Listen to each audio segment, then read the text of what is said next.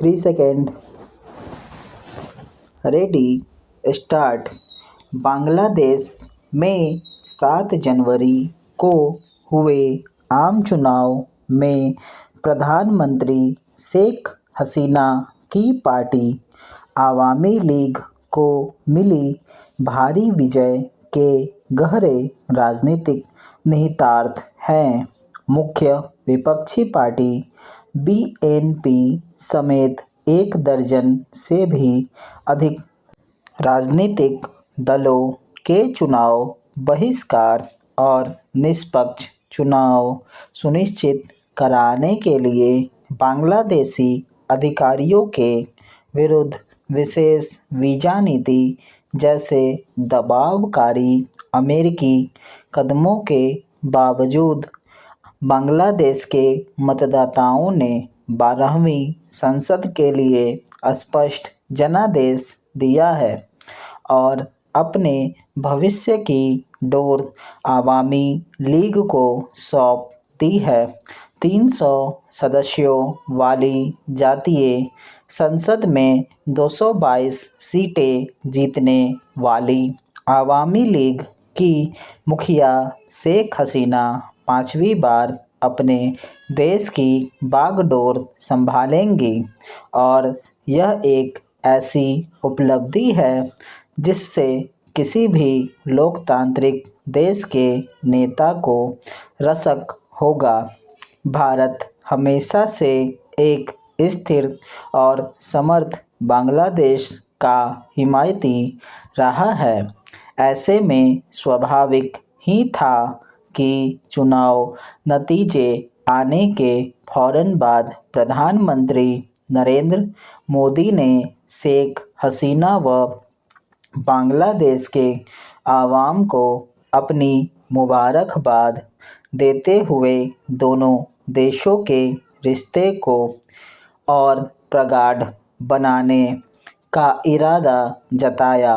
बांग्लादेश की प्रधानमंत्री पहले ही सबसे करीबी पड़ोसी भारत के प्रति आभार जता चुकी थीं। इससे इनकार नहीं किया जा सकता कि शेख हसीना को मिली इस लगातार चौथी जीत में बांग्लादेश की सुधरती आर्थिक स्थिति का बड़ा योगदान है। इसके कारण ही मानव विकास की विभिन्न कसौटियों पर इसका प्रदर्शन सुधरा है, जो बांग्लादेश एक समय विश्व के सबसे पिछड़े देशों में शुमार था। पिछले 2 दशकों में उसने शानदार तरक्की की है और इसका अंदाज़ा सिर्फ इसी तथ्य से लगाया जा सकता है कि जीडीपी के आधार पर वह आज दुनिया की 35वीं बड़ी अर्थव्यवस्था है। जाहिर है इन 2 दशक में से 1.5 दशक सत्ता शेख हसीना के हाथों में रही। हसीना जानती हैं कि यदि लोगों की माली हालात सुधरती रहे तो उनका भरोसा जीतना आसान हो जाता है। इसीलिए उन्होंने जीत के बाद सोमवार को दोहराया कि अगले 5 वर्षों में उनकी पहली प्राथमिकता देश की आर्थिक तरक्की में और तेजी लाने की होगी। मगर इस बड़ी जीत के बावजूद वह इस बात को नकार नहीं सकती कि बांग्लादेश में विपक्ष को भरोसे में लेने में वह बुरी तरह नाकाम रहीं।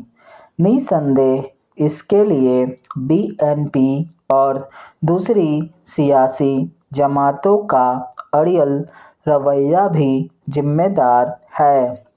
मगर बांग्लादेश इस तथ्य को झुठला नहीं सकता कि वहाँ मतदान प्रतिशत आज भी बहुत कम लगभग 40% है।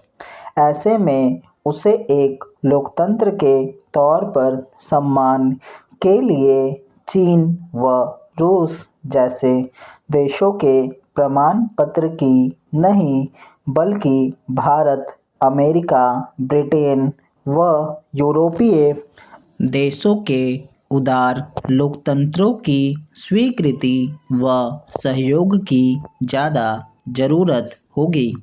बांग्लादेश की प्रधानमंत्री के जीवन का यह संभवतः सबसे अहम कार्यकाल है, क्योंकि इसके खत्म होने तक वह 80 वर्ष की आयु पार कर जाएंगे। इस दौरान देश को आगे ले जाने के साथ साथ उन्हें पार्टी में अपने उत्तराधिकारी के मुद्दे को भी सुलझाना होगा।